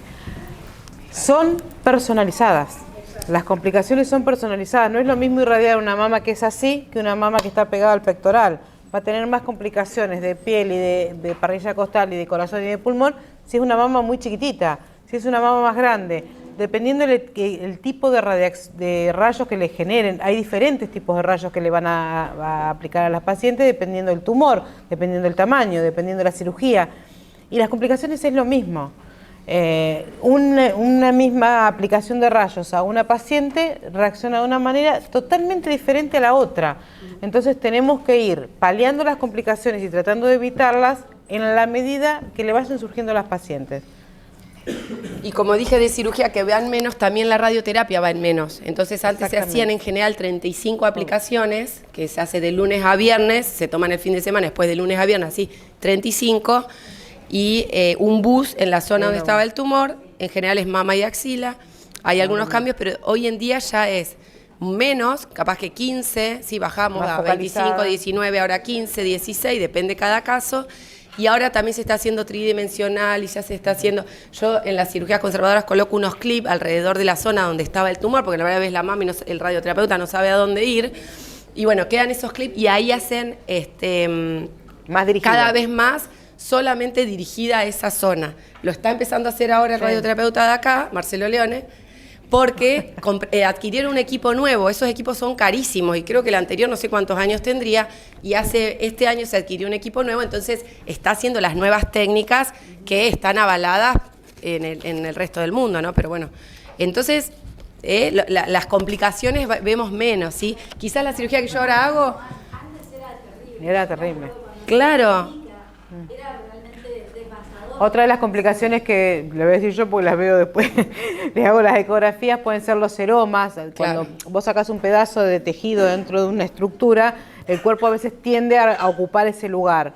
Primero con líquido, después como cortan la grasita de un lado y del otro, a veces no se vasculariza bien y se muere y se hace lo que es un quiste oleoso. Esas imágenes, esas secuelas en realidad son cambios postquirúrgicos habituales, locales, esperables después de haber estado tuñado por un cirujano. Es así, clarito, la mama no queda 0 kilómetros. Tiene cambios como afuera, también los tiene adentro. Entonces esas complicaciones hay que saber reconocerlas ustedes en la enfermería. Al principio pueden tener secreción, pueden tener el seroma que ella le deja un drenaje para que se drene, lo tienen que ir curando. Y después con el tiempo eso se va cerrando y va quedando dentro de la mama y va evolucionando a una imagen. Eso sería como una infección también, que son complicaciones agudas. Complicaciones también. Yo estaba más hablando de las otras. ¿Y querés hablar algo del rol de enfermera? Sí. Sí. Vos hablaste de los estudios genéticos. Sí. ¿Qué previene o qué criterios? Bueno. Eso sí, faltó. Si tengo una mutación, ¿para qué quiero saber yo si es algo útil o es algo nomás científico para saber? No. Sí, es para poder hacer también prevención en esas pacientes. De la población general, cuando nosotros podemos definir que este grupito de pacientes tiene más riesgo, ¿sí? Un riesgo tal en una mutación BRCA que en toda su vida, hasta los 80 años, va a tener un 80% de tener el cáncer. O sea, es muy probable que lo tenga. Entonces esa paciente se trata diferente. Y se estudia diferente y se hacen los controles en forma diferente, personalizado para esa paciente. Tiene 3 posibilidades en general. Le ofrecemos el control diferencial, que en vez de hacer mamografía, se hace resonancia magnética con contraste a esa paciente. Y en vez de empezar a hacerlo a los 40 años, la empezamos a hacer antes. ¿sí? Y hacemos una resonancia, a los 6 meses una mamografía, a los 6 meses hay como distintos esquemas, pero no va a ser la mamografía anual a partir de los 40. Va a entrar en otro tamizaje. La otra opción es hacer una quimioprevención con tamoxifeno quizás, que es una hormonoterapia que se usa en el tratamiento preventivo del cáncer de mama. La paciente tiene cáncer, se le da después, pero en este caso se la estamos dando antes, para tratar de evitar ese cáncer que va a tener. Y la tercera es la más radical, que es la mastectomía bilateral con reconstrucción inmediata, o sea, sacar las 2 glándulas, donde reducimos el riesgo que no es un 100%, ¿sí? Es en un 95, 98%. Depende de la cantidad de grasita que queda alrededor del pezón y de la piel. Algo de células quedan y en esas células que quedan puede desarrollarse el cáncer. Eso sería lo más agresivo. Antecedentes de cáncer Sí. infiltrante con metástasis a los 10 años cerebrales de mi mamá y papá, de Claro. mamá y abuela, cáncer de colon de mi papá. Claro. Me quise hacer una extracción de glándula con un cirujano plástico. Pero no es que no, No, es lo correcto. no es lo Primero, correcto. cirujano plástico. Segundo, que primero Claro. tenés que hacerla con, viste que El yo puse asesoramiento genético. Tenés que hacer eso. Yo te paso el contacto. Reconoce. Sí, si vos Sí, te haces sí. el asesoramiento genético es una consulta que se puede Médica. hacer por videollamada, porque no hay tantos acá en La Pampa, y te va a hacer todo el interrogatorio, tu mamá, a qué edad tuvo el cáncer, qué tipo de cáncer, triple negativo, luminoso. Tu tía, qué edad, tu abuelo, colon, qué fue, qué tipo de cáncer. Traté de recolectar toda la información. Con esa información, si la genetista ve que vos ella te pide podés que- tener una mutación, te va a hacer una extracción de sangre o saliva y te lo va a pedir. Y si la genetista, no sé cuánto hace que intentaste hacerlo o no. ¿Nunca intentaste hacer el estudio genético? No, la consulta genética. No, pero que no lo dice que estudias. no. Quise hacer, porque él siempre me pedía que elevara la historia clínica. ¿Vos qué quisiste hacer primero? Y debe hacer ¿La el cirugía? estudio- no, Ah. primero el estudio El genético. Eso tenés que hacer. Si vos no tenés cáncer, si tenés cáncer, te lo pido yo o el oncólogo. Si tenés riesgo, un riesgo, hay que evaluarlo en el consultorio. Si yo veo que ya sos una paciente de alto riesgo, te lo pido también. Y se manda a autorizar y se manda y se aprueba. Pero por eso les digo, hoy en día no es lo mismo que hace 10 años. Hoy en día No, hace 15 años no se hacía autoriza acá, por las obras en sociales Estados un estudio Unidos. mucho más accesible. No, hace 15 años se lo quiso No, hacer. no, por eso. Pero la cirugía Cambió. de mama me la Sí. hice, o sea, yo tuve un nódulo, me Sí, hicieron sí. una nodulectomía de 8x12, después Sí. me hice una reconstrucción mamaria después del COVID. Claro. Y quise sacarme, aprovechar la cirugía para sacarme las glándulas y el cirujano plástico me cogió. Y Pero está el muy cirujano bien. plástico, ¿qué información tiene? ¿Por qué te va a sacar no, una o sea, mama? No Por- sería el, ¿eh? Y sí, yo quiero estar de viaje en No, Aruba pero tomándome yo un no- claro, daiquiri. el paciente ¿Me llevan? Es una, No. es una mutilación. Yo legalmente, a veces sin ese estudio genético se puede hacer, pero tiene que estar los antecedentes Muy documentados. peso. O sea, vieron que les mostré la tía a qué edad, no a los 90, a la abuela, ni porque se me ocurre. La verdad que hacer una mastectomía bilateral y colocación de prótesis es algo que vos toda la vida vas a sufrir con eso. Es una mutilación. Por más que vos la ves muy bonita, primero el postoperatorio es complicado, largo, no es una cirugía estética donde se colocan prótesis de aumento. Nada que ver, ahí también puede haber complicaciones. Acá queda solo el envoltorio con unos vasos que nutren la piel y ahí le pones la prótesis. Entonces, hay más riesgo de necrosis, hay más riesgo de complicaciones. Entonces, no es porque solamente con la intención de que yo me quiero sacar porque tengo mucho miedo, como dice Caro, anda al psicólogo. No, perdón. Vamos a Aruba y lo charlamos juntas una No, semana. Vos tenés que hacer el asesoramiento genético, te van a decir tu riesgo, si tenés indicado el test, hacértelo, si da negativo y así todo el riesgo familiar lo amerita y vos estás de acuerdo. Obviamente que vos siempre vas a tener que estar de acuerdo con esta cirugía. No es una indicación médica, eso ojo. No es una indicación, porque en Buenos Aires hay mucho test genético, indicación no, y después la paciente se encuentra operada que no sabía. No, primero que esto no es una urgencia, hay que pensarlo bien, y después que la paciente tiene 3 caminitos, y hay que explicarlo muy bien para que tome la decisión correcta, con información. Y hay que estudiarla. ¿Está? Entonces, si vos te haces el asesoramiento, esa es la genetista, que es la profesional, que sabe mucho más que yo hice cursos y puedo orientarme, pero yo igual derivo a la genetista. Toda paciente que se va a hacer un estudio genético tiene que ver a la genetista, porque también pueden salir riesgos de cáncer de páncreas, de cáncer de melanoma, hay que ver cómo manejar esa El información. cáncer de colon, por ejemplo, tiene más heredabilidad que el de mama y no te preocupa. Y cuando vos le empezás a preguntar a las pacientes, los familiares, no, de un montón de cáncer, no, de un montón de Quizás cáncer. no quedó Y no claro, se hicieron el una fibrocolono, no se hicieron una sangre oculta en materia fecal, simple, básico. Y tienen más riesgo de tener un cáncer de tubo digestivo que de mama. El asesoramiento, perdón, es el Es eso. genetista, es una consulta con el genetista, el especialista. Tratemos de que sea un genetista que esté también orientado a oncología. a oncología. Porque el genetista también se orienta a otros temas, ¿no?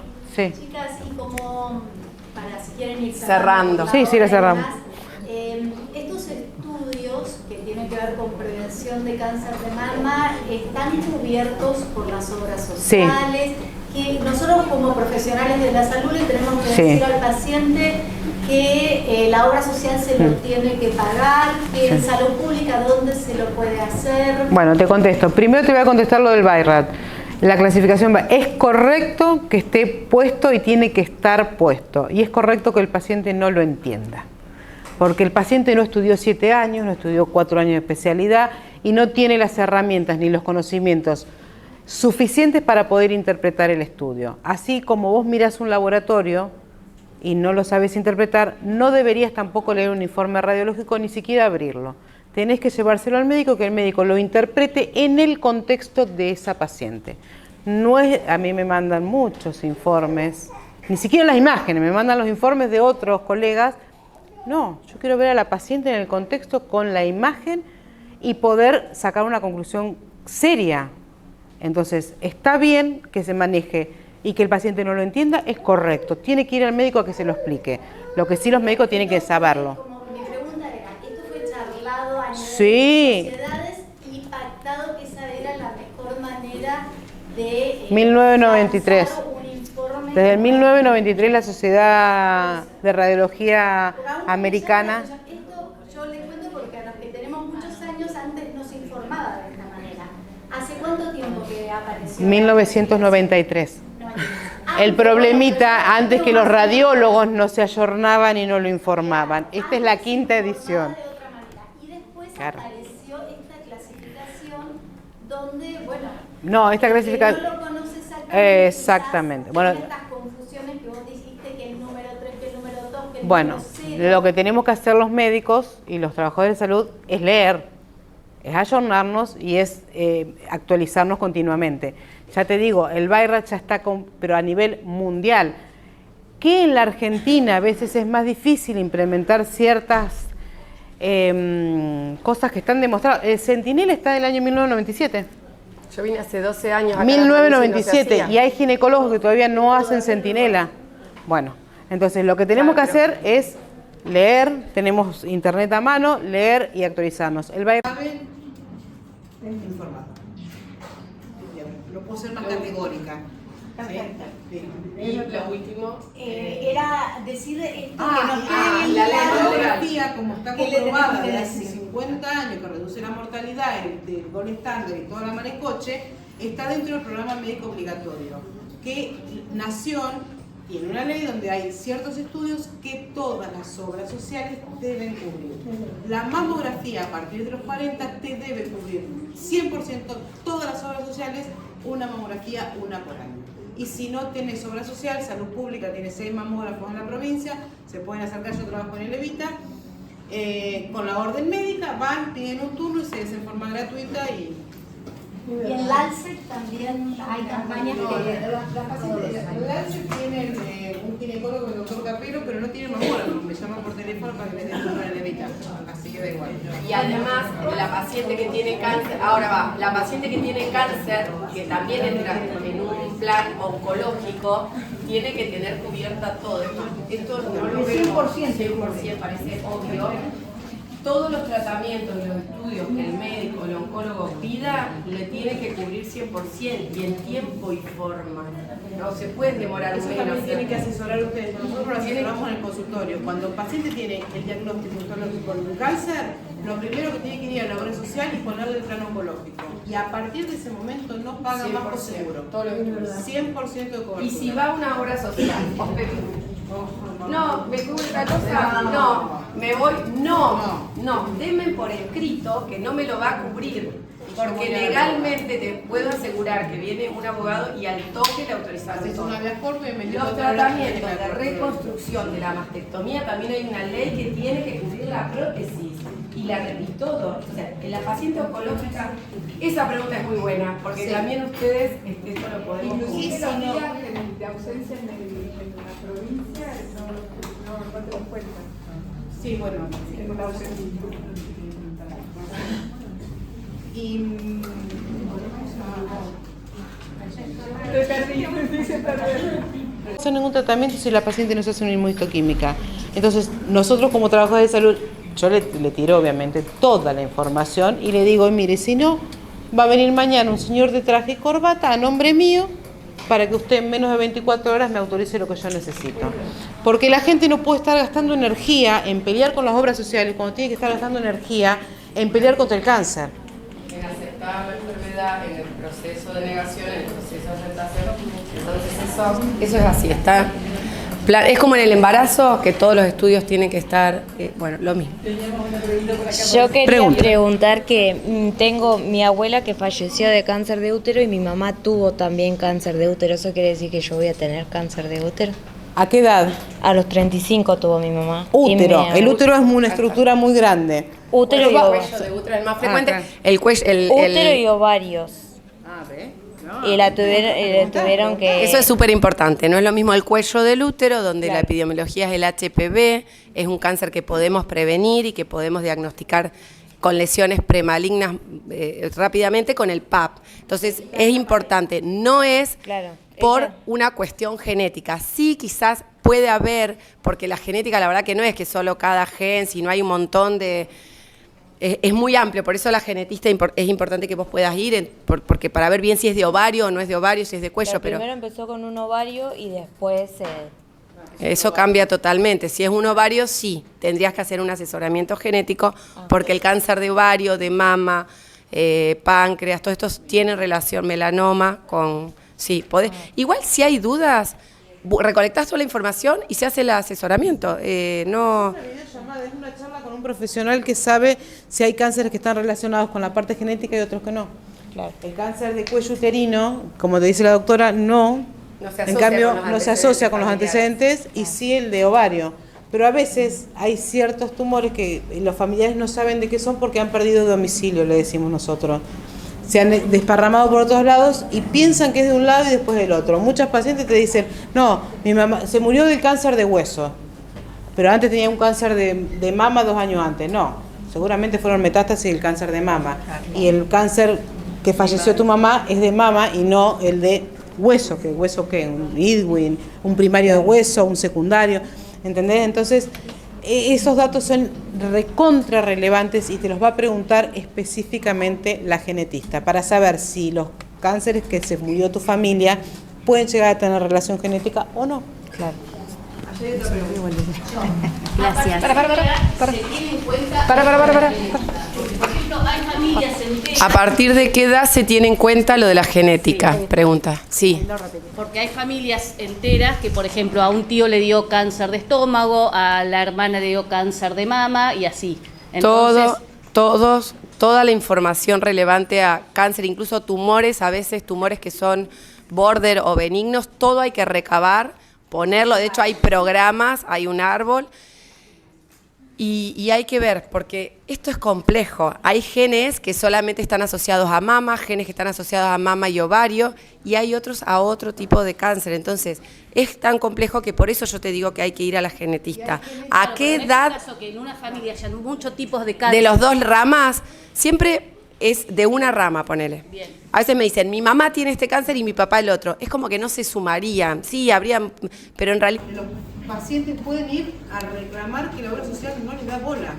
A ver, pacientes oncológicos tienen que autorizar en tiempo y forma. A mí no me importa que el auditor esté en Buenos Aires, en La Quiaca, en Ushuaia, que lo tenga que ver. ¿Qué es lo que va a tener que ver? Hay ciertas cosas, si el paciente es oncológico, por ejemplo la inmunohistoquímica. La inmunohistoquímica se hace de inicio, después de la histología. ¿Qué quieres ver? Si no le puedo hacer ningún tratamiento si la paciente no se hace una inmunohistoquímica. Entonces, nosotros como trabajadores de prevenir. La consulta no se le niega a nadie. Si vos tenés varios cánceres en tu familia, no se le niega a nadie. Es una consulta con un médico más. ¿Sí? Si no hay acá en La Pampa, yo después si quieren les paso la información. Hay una... Y que eso se solicita, por ejemplo, yo voy al ginecólogo todos los años. Cuando voy a hacerme el control anual, le digo, mirá, pasa esto y esto en mi familia, quiero que me soliciten un... Sí, hay ginecólogos que están muy ayornados, que te van a decir, y hay otros que por ahí, ellos mismos dicen, no, mira, la verdad que justo este que es el de cuello no tiene relación con la genética. Este otro que es de acá no tiene. Y capaz le dice, no, mira, la verdad que no tiene sentido que lo hagas. Y te explica por qué. Y te explica por qué. Si te dice, no, sí, vos no te quedas convencido, ir a hacer la consulta igual, porque por ahí no está el ginecólogo, que es un médico también de atención primaria, que sabe un poco de todo, pero ahora los ginecólogos, yo porque me especialicé en mama, y yo digo, yo también estoy muy cegada por la mama, pero hay otros cánceres, por eso te digo, si vos en tu familia tenés 2 o 3 cánceres en distintas generaciones, y nadie te va a negar que hagas la consulta y te saques la duda. Sí. Sí, ya que te porque es el 1%. En la familia, en mi familia tengo varios antecedentes con cáncer de mama, y en el hombre, ¿qué estudio hay que hacer o qué problemas hay? Buenísima pregunta. En el hombre, no sé si lo pasamos medio rápido, pero en el hombre lo importante son los síntomas, ¿sí? O sea, estar atento a los síntomas. No hacemos estudios de tamizaje ni de control, ¿sí? Pero si vos, que sabés que podés tener el cáncer de mama, te buscás un nodulito, una retracción, los mismos síntomas que en la mujer, más en ganglios, lo mismo, pero más fácil, porque en general la mama no está desarrollada, es más pequeña, entonces se palpa mejor si aparece algo en la areola. Todo lo que hablamos de la mujer vale para el hombre, y es como las pacientes jóvenes, tiene mucha importancia eso, pero no hacemos estudios. Y en lo genético, igual que en la mujer, podés hacer el asesoramiento. Gracias por escuchar, gracias por invitarnos.